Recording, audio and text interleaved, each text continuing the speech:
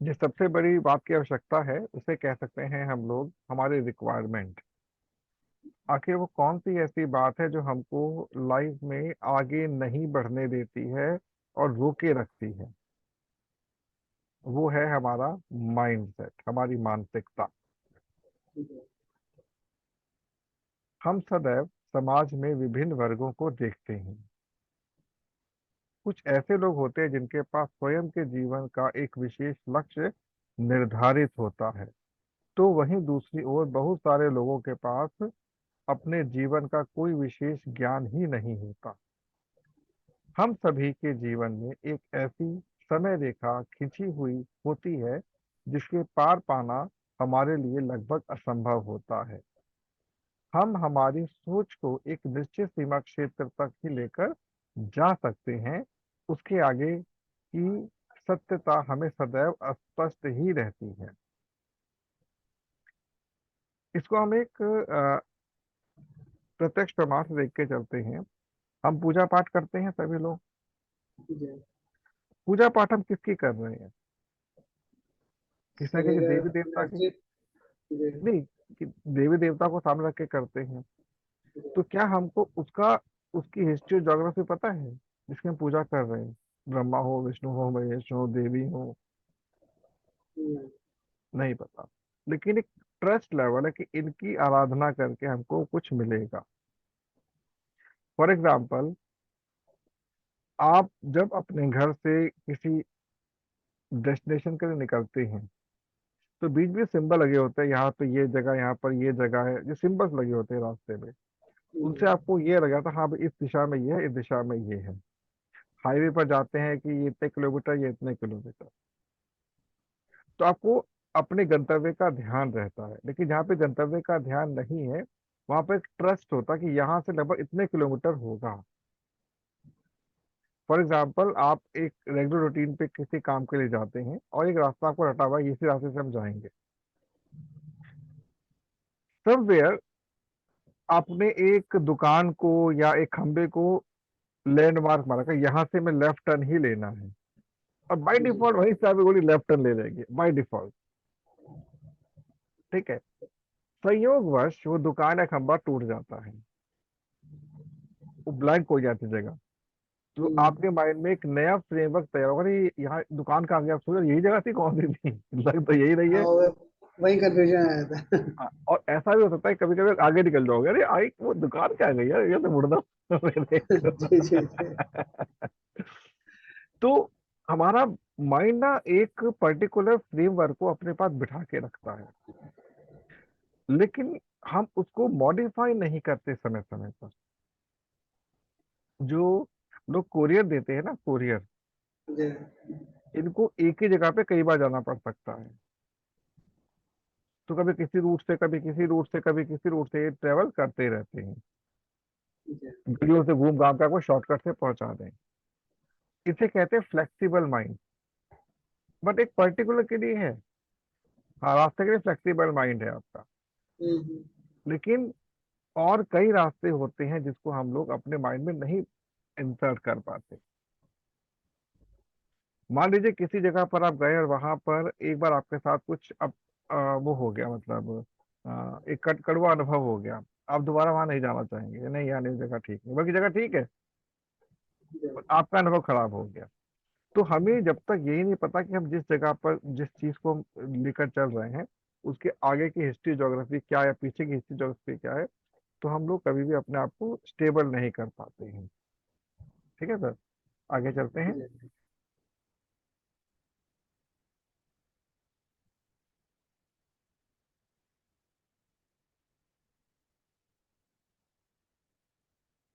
हमारी मानसिकता हमारे भविष्य का निर्माण करती है।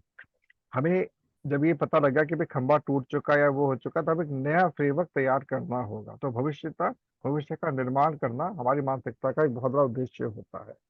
हमारे समाज में सदियों से कुछ ऐसे लोग प्रगति करते हुए आए हैं, तो अधिकांश संघर्ष में जीवन जीने के लिए भी बाध्य है। बहुत कम लोग होते हैं जो किसी भी क्षेत्र में एक अच्छे लेवल को प्राप्त कर पाते हैं, बाकी सब लोग क्यों नहीं कर पाते, एक प्रश्न उठता है। हम में से अधिकांश का समय धन को एकत्र करने एवं उसको उपयोग करने में ही व्यय हो जाता है। जीवन के एक लंबे अंतराल तक हम यह नहीं समझ पाते हैं कि हम जो भी कुछ कर रहे हैं वह क्यों कर रहे हैं और वास्तव में हमें करना क्या है। जैसे आप अपना जिस फील्ड में आप काम कर रहे हैं, आपने हो सकता है कभी प्लानिंग की हो कि इसी फील्ड में आपको आना, जो बताया भी था, बट क्यों कर रहे हैं ये नहीं पता आपको। इसका उत्तर देता हूँ मैं अभी थोड़ी देर में आपको। इन सभी प्रश्नों का हल केवल एक ही दिशा की ओर संकेत करता है, वह है हमारी मानसिकता।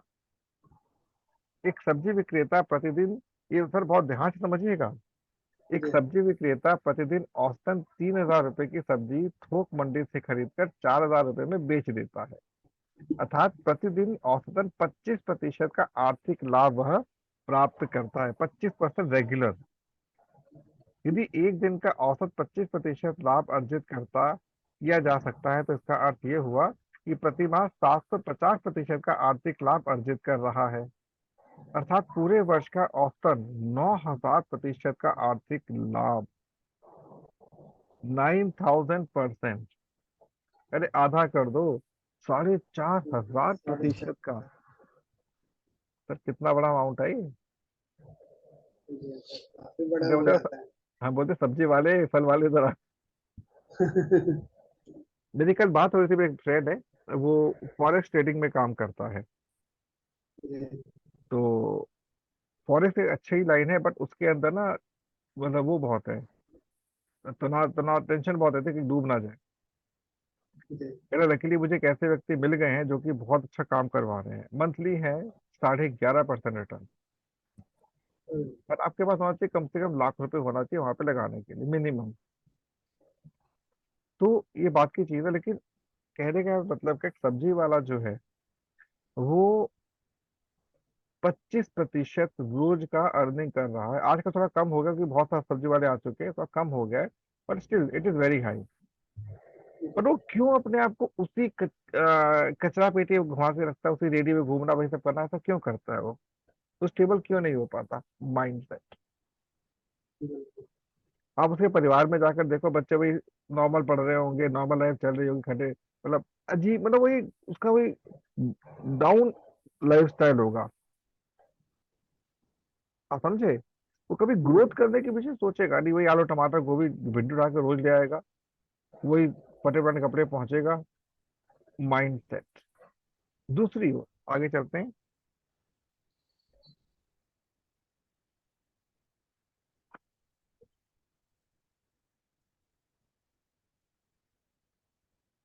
संसार की सबसे अधिक धन लाभ अधिक लाभ प्राप्त करने वाली संस्थान भी इतना लाभ नहीं अर्जित कर सकती। परंतु इतना लाभ अर्जित करने के उपरांत भी एक सब्जी विक्रेता अपने पूरे जीवन भर एक सुखमय जीवन की खोज ही करता रहता है। वहीं दूसरी ओर एक संस्थान जो मासिक तौर पर 20 से 25% का आर्थिक लाभ अर्जित करते हुए भी न केवल स्वयं के लिए अपितु अपने संस्थान के कार्य करने वाले कर्मचारियों को भी एक सरल जीवन प्रदान करने में सफल होता है। एक सब्जी विक्रेता प्रतिदिन कमाता है और उसे उसी के अनुसार खर्च भी कर देता है। वह अधिकांश अपने पूरे जीवन काल में अपनी आर्थिक स्थिति को संतुलित भाव में नहीं ला पाता। इसका कारण उसकी मानसिकता का विकृत होना होता है। प्रत्येक व्यक्ति की मानसिकता उसे वह सब कुछ प्रदान करने के लिए जहां तक एक ओर सहयोग कर सकती है, तो वहीं दूसरी ओर वही मानसिकता उसे नशे का आदी भी बना सकती है। हम सभी को अपनी मानसिकता को सही अर्थों, सही समय पर परिपक्व बनाने की चेष्टा करनी चाहिए। हम जिस समय अपनी शिक्षा ग्रहण कर रहे होते हैं, अपने बौद्धिक बल का विकास भी उसी समय होना प्रारंभ हो जाता है। हमारी शिक्षा में जिस विशेष गुण का समावेश होना आवश्यक होता है उसे वित्तीय गुण कहा जाता है। अधिकांश हम लोग अपनी मानसिकता को सही अर्थों में समझ ही नहीं पाते हैं, क्योंकि हमारा अपने विचारों पर नियंत्रण नहीं होता है। सर आपका अपने अपने थॉट पर कोई कंट्रोल है? नहीं, सब पूरे किसी कंट्रोल तो किसी का नहीं होता। किसी का नहीं होता, मैं जाना ही ये बोलेंगे आप। हम यह तो अवश्य ही विचार करते हैं कि हमें अपने जीवन में मार्ग सही मार्ग पर लेकर चलना है, परंतु ऐसा हो नहीं पाता। एक पेट्रोल वाहन जब हम खरीदते हैं तो हमें यह निर्देश दिया जाता है कि हमें प्रारंभिक कुछ किलोमीटर तक बहुत नियंत्रित तरीके से वाहन को चलाना है, और साथ ही पहली अथवा दूसरी सेवा के उपरांत उसे गति प्रदान करने, और एक स्कूटर खरीद के लाए, गाड़ी खरीद के लाए विशेष तौर पर, तो कंपनी कहती है कि भाई इसको इतने किलोमीटर तक आप आराम से चलाइएगा, अब इंजन रवा होना है इसका। जी जी। तो वो कभी कभी क्या होता है, चौथी पांचवी सर्विस में भी रवा नहीं होता इंजन, आपको खुलने में टाइम लगता है, और जब खुलता है तो आपको माइलेज अच्छी मिलती है, जी गति अच्छी मिलती है उसके अंदर। ठीक है सर। जी। ऐसा करने से वाहन का इंजन खुल जाता है और हमें वाहन का अधिक लाभ मिलना प्रारंभ हो जाता है। ठीक इसी प्रकार जो हमारा माइंड सेट होता है ना, इसको भी खोला जाता है, सफा खुला हुआ होता नहीं है। ठीक इसी प्रकार हमारा मस्तिष्क भी अपनी परिपक्व अवस्था तक शीघ्रता से पहुंच नहीं पाता है। हम में से अधिकांश लोगों को सही समय पर सही निर्णय लेने में समस्या उत्पन्न होती है, क्योंकि हमारा मस्तिष्क सही अर्थों में उपलब्ध परिस्थिति को समझने में पूर्ण रूप से सक्षम नहीं हो पाता है, जिससे हमारा निर्णय प्रभावित होता है। हमारी आयु जिस गति से बढ़ती है, हमारा बौद्धिक स्तर उस गति से नहीं बढ़ पाता, और हम स्वयं को किसी न किसी रूप में अधूरा ही अनुभव करते हैं। हम ऐसी स्थिति में सही अर्थों में समझ नहीं पाते, इस जो परिस्थिति को समझ ही नहीं पाते हैं हम लोग। आपने संभवतः ऐसा कभी ना कभी अनुभव किया होगा कि आपके कोई परिचित किसी विशेष गुण के स्वामी हैं, और अन्य लोग उस गुण से प्रभावित भी होते हैं। आपने संभवतः ऐसा कभी ना कभी अनुभव किया होगा। अच्छा, ये तो वही आ गया। वहीं दूसरी ओर समान गुण कुछ अन्य लोगों के पास भी होता है, परंतु वे आपको प्रभावित नहीं कर पाते हैं। हमारी मानसिकता का बौद्धिक स्तर इसी ओर संकेत करता है। हम कितना धन अर्जित करते हैं, उसे संचित करते हैं एवं कितना उपयोग में लेकर आते हैं, यह एक चिंतन का विषय होना चाहिए, परंतु ऐसा हो नहीं पाता। हमारा शैक्षिक स्तर इतना शक्तिशाली नहीं रह गया है कि वह प्रत्येक छात्र अथवा छात्रा को उसके उच्च स्तर तक ले जाने में सहयोग कर सके।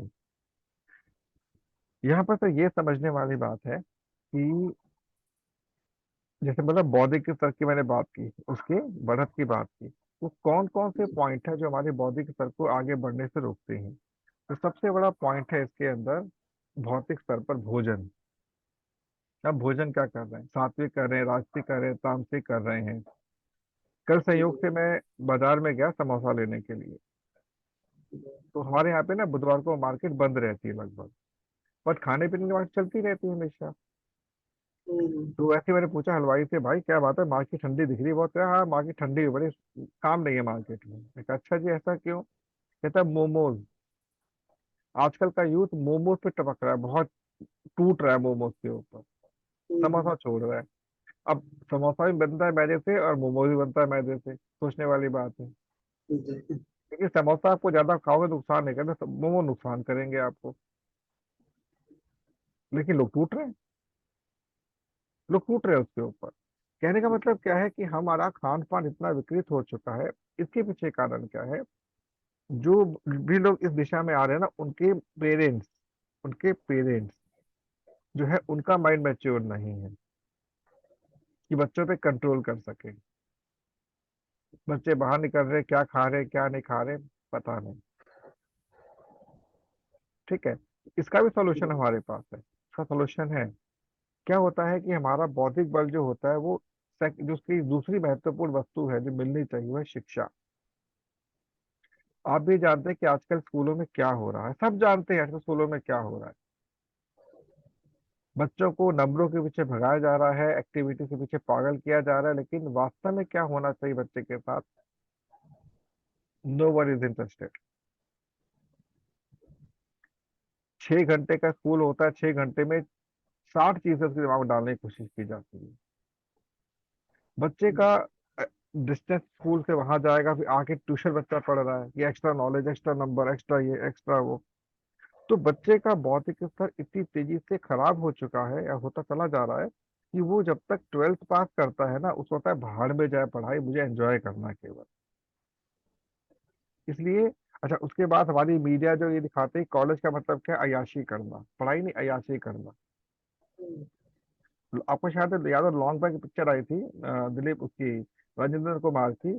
उसमें एक गाना आया था कॉलेज के अंदर का, क्या था, मेरे महबूब तुझे मेरी मोहब्बत की कसम। तब भी ये दिखाया गया कि साला तुम कॉलेज जा रहे हो इश्क मुटक्का करने के लिए, पढ़ाई करने नहीं जा रहे हो। जितनी मूवीज आई हैं सब में कॉलेज में क्या दिखाया गया है, आवारागर्दी। तो बच्चे के माइंड में क्या बैठ गया, स्कूल से बढ़िया तो कॉलेज है, आवारागर्दी को कोई दिखने नहीं आ रहा। तो हमारा 80% जो रिश्ता था हमारे पूरे विश्व के अंदर की बात है ये, उसको बर्बाद किया गया है। अब जो वो है इसराइल है, वहां पर 4 साल के लिए मिलिट्री ट्रेनिंग अब अनिवार्य है सबके लिए, सबको करनी ही पड़ेगी। अब जैसे वहां पर युद्ध चला हुआ है ना, तो वहां पर जितने वहां का यूथ है सबको अलर्ट दे दिया कि आपको बैकअप, मतलब उसे कहते हैं रिजर्व आर्मी कहते हैं। सबको लगा दिया, चलो सब आ जाओ, देश पहले है।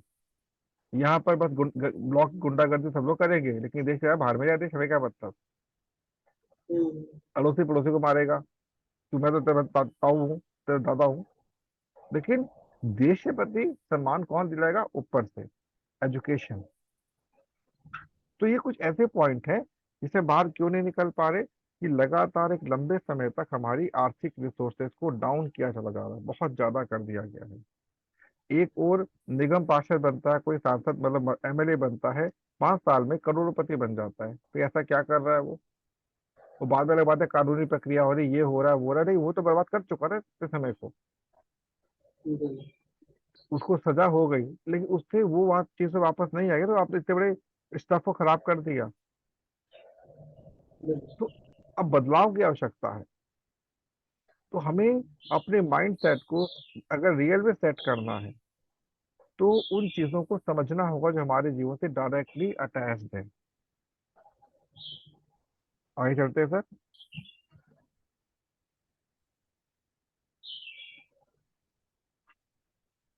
तो हमारा शैक्षिक स्तर शक्तिशाली नहीं रह गया है।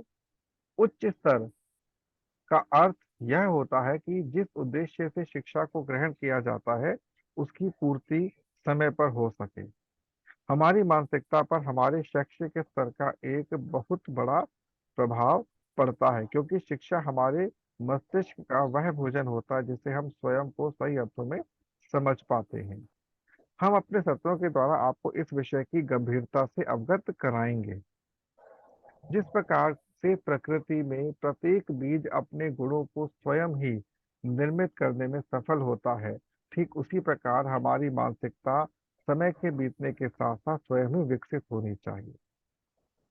हमारा जीवन न केवल स्वयं के लिए अपितु समाज के लिए भी उपयोगी बनना चाहिए। हम अपने मंच से आपको उन सभी पहलुओं से अवगत कराना चाहते हैं जिससे आप एक ऐसी मानसिकता के स्वामी बने जो ना केवल आपको अपितु आपके माध्यम से आपके समाज को भी लाभान्वित करे। तो यहाँ पर एक बात पूछूंगा, आपने आम खाया होगा जरूर, सेब भी खाया होगा। अब आम का जो बीज होता है या उसकी कलम जो होती है, जब लगाएंगे तो वही आम मिलेगा जैसा कि आपने आम पहले खाया था। हाँ, कभी कभी 19-20 का अंतर इसलिए मिलता है कि मिट्टी की शक्ति कैसी है। अगर समान मिट्टी है, समान एरिया है, तो आपको सेम आम मल्टीपल टाइम्स मिलेगा। लेकिन एक परिवार के अंदर सारे बच्चे एक जैसे होते हैं? क्यों? क्यों डिफरेंस उनमें होता है? मानता हूँ कर्म अलग अलग हो सकते हैं, संस्कार अलग क्यों हो गए? क्योंकि आपसे आपके बच्चे में, आपके बच्चे से उनके बच्चों में ये चीज ट्रांसफर नहीं हो पा रही, बिकॉज ऑफ माइंड सेट। अब जानते हैं माइंड सेट के ऊपर विशेष काम किया जा रहा है अंतर्राष्ट्रीय स्तर पर, कि जो भारत जैसे विकासशील देश हैं सो कॉल्ड, इन देशों के लोग, इन देशों के बच्चे पढ़ ही ना पाए, उलझे रहे हमेशा जाति पाति के नाम पर, शिक्षा मतलब अमीरी गरीबी के नाम पर, इसके नाम पर, ये स्ट्रेटजीज हैं सारी, सारी स्ट्रेटजीज हैं। और हमारी मीडिया को विशेष तौर पे सबको पैसा कमाना है। जी ठीक है। पैसा कमाते समय ये भूल जाते हैं कि हम जो न्यूज कर रहे हैं, जो न्यूज दे रहे हैं, उसका समाज पे क्या इम्पैक्ट पड़ेगा, हम भूल जाते हैं। इसका परिणाम ये निकलता है कि हम वो न्यूज दे रहे हैं बच्चों और सबके सामने, जिससे कि लगता है कि चोरी चकारी करना ही सबसे बड़ी चीज है। जैसे अभी दिल्ली के अंदर एक मंत्री जी जो है, सांसद जो है, वो जेल की हवा के लिए भटक रहे हैं, मतलब ईडी उनके ऊपर अपना शिकंजा कसती चली जा रही है। जी लेकिन ऐसे व्यक्तियों को देखकर समाज पर क्या फर्क पड़ेगा, मतलब प्रभाव पड़ेगा। तो इसका एक ही सॉल्यूशन है, एक ऐसी शिक्षा जो हल्की हो और हमें धीरे धीरे वो दिखा दे जो हम देखना चाहते हैं, ताकि आपका माइंडसेट लचीला हो सके। आज हमारा माइंडसेट रिजिड इसलिए रिजिड हो गया है कि डरते हैं हम।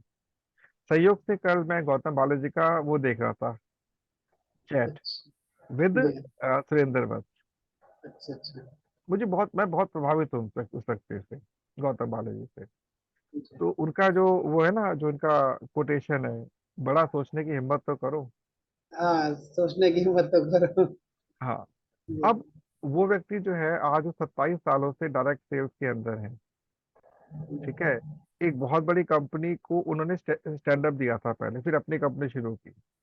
जी समझ गए कि वो इसकी पोटेंशियल क्या है। जैसे हम लोग जी हम अपनी एजुकेशन को इसी लेवल पर लेकर आ रहे हैं, जिसमें हम जो काम भी कर रहे हैं। इसका आपको रिजल्ट मिलेगा लगभग 1 साल के बाद, जो मिलना शुरू होगा। अभी नहीं मिलेगा, 1 साल के बाद, जब लोगों को समझ आ ये भी हो सकता है। मे भी सब भी जब पीपल में कॉपी भी कर सकते हैं, हमें कोई आवश्यकता, कोई टेंशन नहीं है उससे। बट हमारे ब्रेन में कॉपी कोई नहीं कर पाएगा। बट हम्म। हमें इंडस्ट्री के लिए काम करना है। तो उन्होंने एक ही बात बोली, गौतम बाले जी ने, कि लोग इसलिए बड़ा नहीं सोच पाते कि डरते हैं वो लोग। अब उन्होंने एक्सप्लेन नहीं किया डरने का कारण क्या है, बट डरते क्यों है। हमें कुछ छूट जाने का डर होता है, कुछ खो जाने का भय होता है। अभी जैसे अभी समय हमास के ऊपर ये मान के चलो कि अब मृत्यु का संकट मंडरा रहा है। मतलब 24 आवर्स फायरिंग हो रही है वहां पर, मतलब ऊपर से गिराए जा रहे हैं। और हमास की अभी इतनी क्षमता नहीं है कि उसका इसराइल का मुकाबला कर सके, इतना बड़ा नहीं है अभी वो। पर कुछ लोगों की मूर्खता के कारण पूरा हमास बर्बाद हो गया। स्कूल को, कॉलेजों को ढाल बना रखी है उन्होंने। यहाँ पे कैसे उन पर बम गिरा रहे हैं, कोई मतलब नहीं है, हमें जड़ से खत्म करना है। और ये पूरे मतलब विश्व का एक प्रकार से उसको समर्थन मिलना शुरू हो गया इसराइल को, कि वो जो कर रहा है ठीक कर रहा है। कुछ इस्लामिक देश उसके अगेंस्ट भी हैं, लेकिन वो कह रहा है नहीं, जो गलत है वो गलत है, जो गलत है वो गलत है। लेकिन इतनी बड़ी विल पावर तो चाहिए ना। बिल्कुल अब भारत ने खुले तौर पे इसराइल का समर्थन किया, सबसे अच्छा दोस्त इसराइल है भारत का आज की डेट में भी, समर्थन किया है। पर भारत में कुछ ऐसे लोग हैं जो कि हमास का समर्थन कर रहे हैं। जी तो दैट इज डिफरेंट इशू, हमें उस पर नहीं जाना। हमें अपने प्रॉपर उस पे रहना है, अपने टॉपिक पर रहना है। भाई ठीक है, हम लोग को जो भी दायित्व मिला है, हमारे देश का कल्चर अलग है, वहाँ का कल्चर अलग है। पर उस कल्चर में तो हम रहने नहीं देते ना, मीडिया वाले आते हैं, अनशंत फालतू की बातें करते रहते हैं।